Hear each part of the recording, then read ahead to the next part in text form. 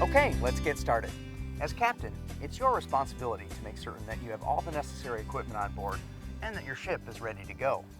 Now, professional pilots always do a thorough pre-flight inspection before boarding their planes, and we'd like you to think like a pilot. Use a checklist to be sure that everything is in order. You can make up your own checklist from our suggestions and refer to it before each outing to be sure you're prepared. In particular, you'll want to be sure you have all the required equipment on board.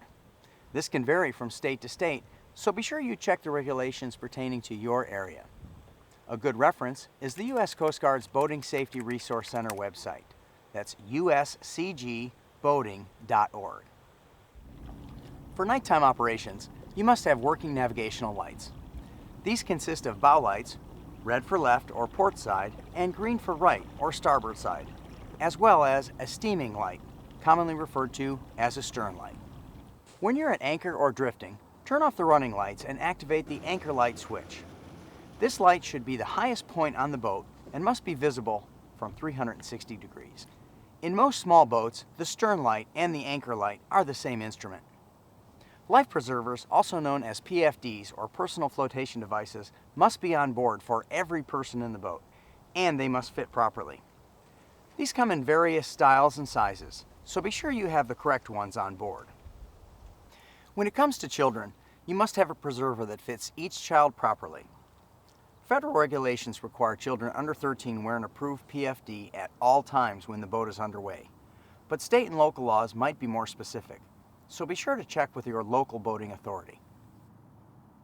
Every boat over 16 feet, except canoes and kayaks, must have an approved Class 4 throwable device.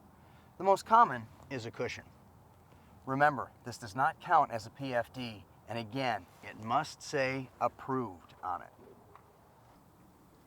On board any boat with a gasoline or diesel engine, you must have a workable fire extinguisher. Workable means it has not gone past its expiration date, or the indicator needle must be in the green area. There are also regulations pertaining to the proper size and type for your particular boat, so be sure to ask your dealer exactly what you need. Another requirement is that you have on board an approved signaling device. The very minimum requirement is a horn or a whistle.